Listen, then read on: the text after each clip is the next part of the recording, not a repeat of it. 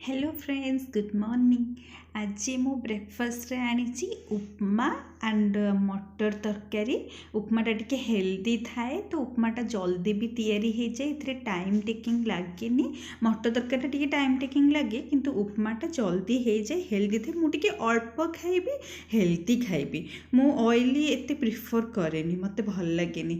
तो उपमाटा जेहेतु ऑयल मसला थाएनी तो मु उपमा खाए, मते भल लगे उपमा एंड मटर तरकारी। आम तो ओडिशा लोक सबुथिरे टिके लंका न चकटिले मजा लगे आमको, तो मत टिके लंका चकटिकी मु उपमा मटर तरकारी खाइली।